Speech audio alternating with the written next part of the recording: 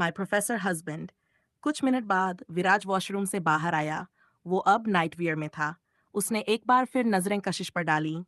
वो अब तक वैसे ही चुपचाप बैठी थी, तकिए से टेक लगाए। आखिर कशिश से रहा नहीं गया। वो धीमी आवाज में बोली, आपने माँ और चाची के सामने मेरा साथ दिया, उसके लिए थैंक यू। विराज ने उसकी बात सुनी, लेकिन कोई जवाब नहीं दिया। बस सामने रखे ग्लास से पानी लिया और धीरे से पीने लगा। कशिश ने फिर कहा, अपने उन लोगों के सामने मेरा साथ दिया और उन्हें उनका वादा याद दिलाया, लेकिन जब आप मेरा नाम तो लेते हैं तो ऐसा लगता है जैसे वो आप जिम्मेदारी निभा रहे हों, जैसे जैसे मैं कोई बोझ हूं। विराज ने अब कशिश की तरफ देखा। उसकी आंखों में हल्की झुंझलाहट थी।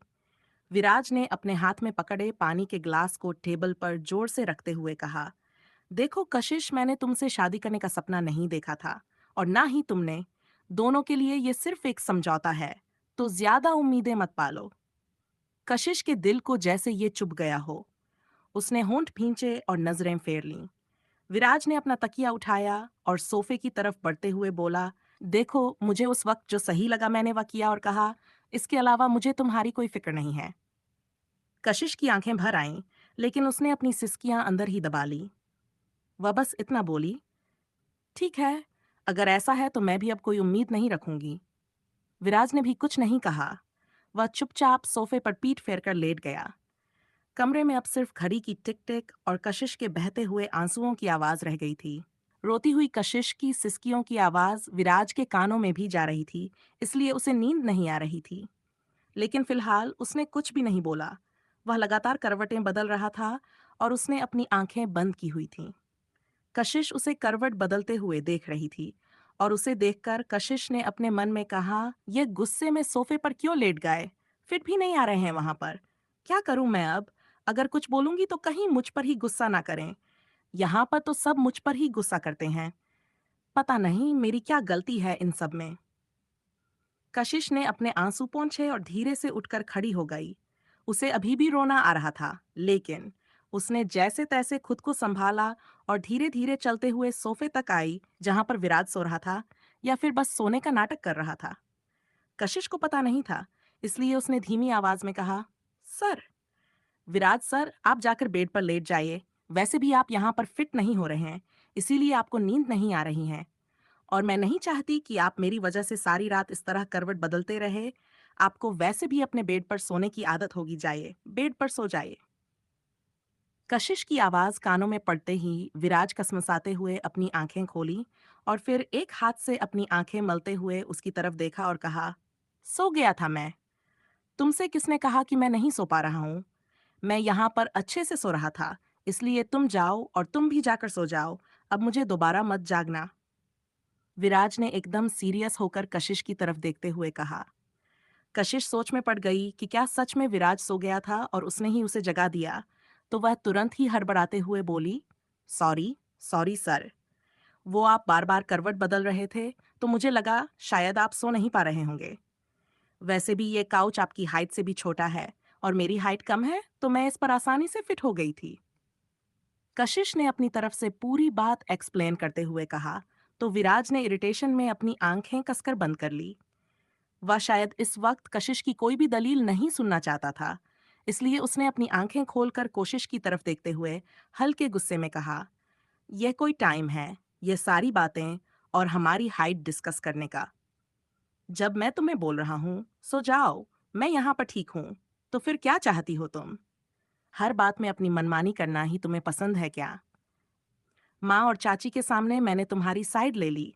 इसका मतलब ये मत सोचना कि तुम अब मुझ पर हुक्म चलाओगी और मैं तुम्हारी सारी बातें मानूंगा। कोई बात नहीं सुनने वाला। मैं तुम्हारी और मेरी पत्नी होने का हक जताने के बारे में तो सोचना भी मत। उसके ऐसे डांटने पर कशिश ने अपनी आंखें बंद कर ली और थोड़ा सा पीछे हो गई। उसे समझ नहीं आ रहा था कि उसने ऐसा क्यों किया।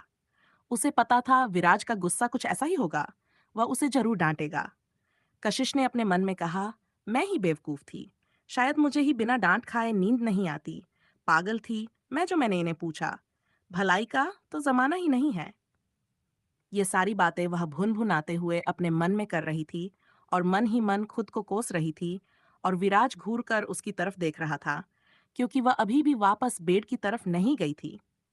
विराज ने सोफे पर ठीक से बैठते हुए अपने दोनों हाथ बांध लिए और कशिश की तरफ देखते हुए कहा, क्या है? अब तुम जाओगी यहाँ से या ऐसे ही रात भर मेरे सिर पर खड़ी रहोगी? क्या चाहती हो तुम? मैं भी रात भर तुम्हारी तरह जागता रहूं? मुझे सुबह कॉलेज भी जाना होता है। तुम्हारी तरह लेट नहीं होता मैं। प्रोफेसर हूं और हमेशा टाइम से कॉलेज पहुंचता हूं। विराज ने उसे आज दिन वाली बात पर ताना मारा, तो कशिश को भी वह बात याद आ गई और एकदम से उसे भी गुस्सा आ गया।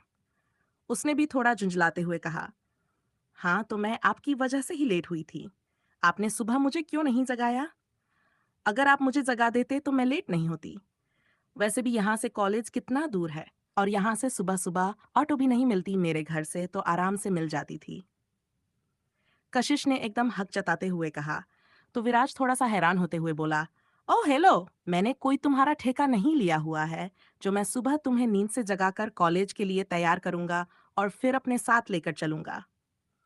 अगर तुम्हें कॉलेज जाने और पढ़ाई करने का इतना शौक है तो टाइम से उठना भी सीखो, और अगर कल फिर से मेरी क्लास में लेट हुई ना, तो मैं फिर से तुम्हें अंदर नहीं आने दूंगा। विराज की ये बात सुनते ही कशिश ने उसकी नकल करते हुए कहा, अंदर नहीं आने दूंगा? वैसे भी मैं रोज लेट नहीं होती, बस एक दिन हो गया, आगे से ऐसा थोड़ी होगा।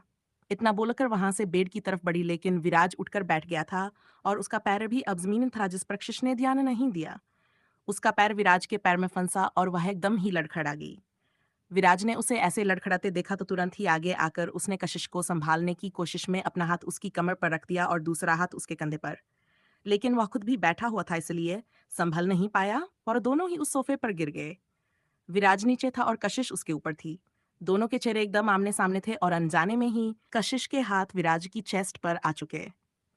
घबराहट और एकदम से हड़बड़ाई डर की वजह से कशिश ने पहले तो अपनी आंखें बंद कर ली थीं, लेकिन जैसे ही उसने अपनी आंखें खोली तो उसे विराज का चेहरा सामने नजर आया, और घबराहट की वजह से उसकी सांसें और दिल की धड़कनें जो तेज चलने लगी थीं, वह विराज की नजदीक होने की वजह से अब और भी ज्यादा तेज हो गई थीं। लेकिन वह दोनों ही ऐसे एक दूसरे के आमने सामने लेटे रहे।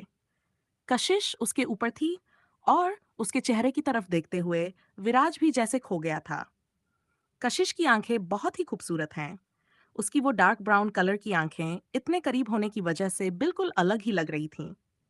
कुछ ऐसा था उसकी उन आंखों में जो वो विराज को अपनी तरफ खींच रही थी। और खुद से एक जंग लड़ने के बाद आखिर दिल के आगे हार मानते हुए विराज ने भी धीरे से अपना एक हाथ कशिश के गाल पर रखा। तो कशिश ने हौले से अपनी पलकें झुकाईं और धीरे से आंखें बंद कर ली, जैसे उसके हाथ के टच को पूरी तरह से फील करने की कोशिश कर रही हो। कुछ देर के लिए विराज का जैसे खुद पर से काबू एकदम हट गया था। वह धीरे धीरे अपना चेहरा आगे लेकर आया और कशिश की पलकें अभी भी झुकी हुई थीं। वह बिल्कुल भी पीछे नहीं हट रही थी। उल्टा उसके हाथ की पकड़ अब विराज की शर्ट के कॉलर पर एकदम मजबूत हो चुकी थी। विराज की गर्म सांसें उसे अपने चेहरे पर महसूस हो रही थी, जिसकी वजह से कशिश के गाल भी एकदम गुलाबी हो चुके थे। इस वक्त तक मरे मिन सिर्फ नाइट लाइट जल रही थी, जिसकी हल्की रोशनी में विराज कशिश का चेहरा देख पा रहा था। वह थोड़ा सा और आगे आया। उसने हौले से अपने होंठों से कशिश के होंठों को छू लिया। कशिश के पूरे शरीर में मानो करंट सा दौड़ गया हो और वह एकदम सिहर उठी। विराज को भी ये एक बहुत ही अलग और अच्छा एहसास लगा, इसलिए वह खुद को और रोक नहीं पाया और कशिश के होठों को पूरी तरह अपने होठों की गिरफ्त में लेकर उसे किस करने लगा। कुछ देर तक विराज के होंठों को महसूस करने के बाद कशिश भी उसका साथ देने लगी। उसकी आंखें अभी भी बंद थीं। वह विराज की आंखों में देखने की हिम्मत नहीं कर पा रही थी और विराज ने भी खुद को नहीं रोका। वह दोनों कुछ मिनट तक यूं ही एक दूसरे को किस करते रहे और तभी कशिश ने जो हाथ विराज की चेस्ट पर रखा हुआ था, वह दूरी भी एकदम कम हो गई और वह पूरी तरह से अब विराज के ऊपर ही लेटी हुई थी। कशिश का हाथ अब विराज के कंधे पर था और उन दोनों के बदन अब एक दूसरे से चिपके हुए थे। भले ही दोनों ने कपड़े पहन रखे थे, लेकिन फिर भी एक दूसरे के बदन की गर्माहट को वह दोनों महसूस कर सकते थे। उन दोनों की ही दिल की धड़कनें काफी ज्यादा तेज हो गई थी और दोनों एक दूसरे की धड़कनों को भी फील कर पा रहे थे। कुछ मिनट किस करने के बाद विराज जैसे एकदम हटा और वह एकदम ही पीछे हो गया। उसे समझ नहीं आया कि वह क्या कर रहा था। कशिश अभी भी उसके ऊपर थी, तो उसने धीरे से कहा, उठो, उठो भी, अब तुम यहाँ से। वह थोड़ा-सा एम्बैरेस्ड भी था क्योंकि जो अभी-अभी उसने किया था और उसे खुद भी समझ नहीं आ रहा था, वह ऐसे कशिश की तरफ अट्रैक्ट होकर एकदम ही उसे किस कैसे कर सकता था? उसने ऐसा कुछ सोचा भी नहीं था। ये सब कुछ बस एक लम्हे में हो गया। विराज की आवाज़ कानों में पड़ते ही कशिश भी जैसे होश में आई, जो अब तक एकदम मदहोश थी। उसने अपनी आंखें खोली और बड़ी-बड़ी खूबसूरत आंखों से विराज के चेहरे की तरफ ऐसे देखने लगी, जैसे कि वह पूछ रही हो, क्या सच में विराज ने उसे खुद से दूर होने को कहा? उसके ऐसे देखने पर विराज ने ही उठने की कोशिश करते हुए कहा, उठो, तुम उठोगी तभी तो मैं उठ पाऊंगा। और कैसे चलती हो? तुम्हें ठीक से चलना नहीं आता क्या? इतना बोलते हुए विराज कशिश से नजरें चुरा रहा था, तो कशिश एकदम कंफ्यूज हो गई, क्योंकि अभी 1 मिनट पहले वह दोनों एक दूसरे के इतने करीब थे, जैसे उनकी सारी दूरियां मिट गई हों, और अब विराज फिर से वैसा ही अनजान बर्ताव करने लगा था, जैसे कि उनके बीच कुछ हुआ ही ना हो। उनके बीच वह किस हुआ ही नहीं। कशिश की आंखों में हैरानी देखकर विराज ने खुद ही उसे उठने में मदद की और खुद उठकर खड़ा हो गया। तभी कशिश ने कहा, वो मैं? हम दोनों ने अभी? विराज ने अपना चेहरा दूसरी तरफ किया और कसकर आंखें बंद करते हुए कहा, हम दोनों जैसा कुछ भी नहीं है, और जो कुछ भी हुआ वह बस एक मिस्टेक थी जो एक हीट ऑफ द मोमेंट में हो गया। पता नहीं क्यों मैं खुद पर कंट्रोल नहीं कर पाया। आज तक ऐसा कभी नहीं हुआ। I am really sorry. इतना बोलकर वह वहां कमरे से बाहर निकल गया और कशिश एकदम थकी हुई वहीं सोफे पर ही बैठी रह गई।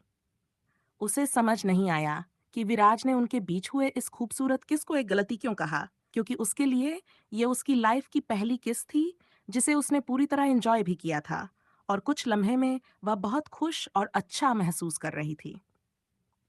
कशिश आज तक कभी किसी लड़के के इतने नजदीक नहीं गई थी। कॉलेज में कई लड़के उसकी खूबसूरती के दीवाने थे, लेकिन फिर भी उसने कभी किसी को यह हक नहीं दिया था। उसने आज अपने पति को किस किया था, वह भी जब वह खुद से उसके करीब आए थे। भले ही वह सब एक लम्हे में हुआ, लेकिन कशिश के लिए ये एक बहुत बड़ी बात थी, और उस पर भी राज का ऐसा कहना उसे बहुत ही मायूस कर रहा था। कशिश ने एक ठंडी सांस छोड़ी और कहा, ऐसे तो इतने स्ट्रिक्ट बनते हैं, और आज खुद पर कंट्रोल नहीं हुआ मिस्टर प्रोफेसर हस्बैंड। बट कोई बात नहीं, आई लाइक दिस। इतना बोलते हुए कशिश के चेहरे पर एक प्यारी सी मुस्कुराहट आ गई थी, और कुछ देर के लिए जैसे वह अपने सारे गम, मुश्किलें और परेशानियां भूल चुकी थी। उसने अपनी उंगलियां चेहरे तक ले जाते हुए धीरे से अपने होंठों को टच किया, और उसके चेहरे की मुस्कुराहट बता रही थी कि वह जो कुछ भी हुआ, कम से कम कशिश तो उसे लेकर रिग्रेट नहीं कर रही थी।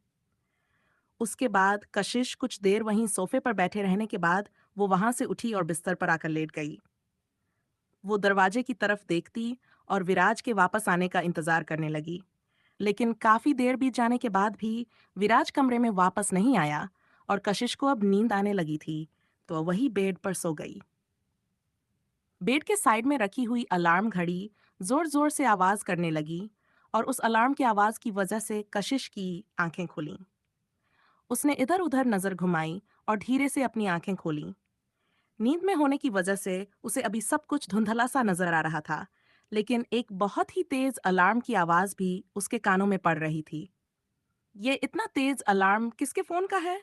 जरूर विराज सर के फोन का होगा। इतना बोलते हुए वो इधर उधर देखने लगी। तभी उसकी नजर साइड में बेड के साइड में रखी हुई अलार्म क्लॉक पर पड़ी, और कशिश ने उस पर हाथ मारते हुए उसके अलार्म को बंद किया। To be continued. अगर आपको कहानी पसंद आए तो लाइक, शेयर और सब्सक्राइब जरूर करें, और अगर आप हमारे चैनल पर नए हैं तो सब्सक्राइब करना ना भूलें।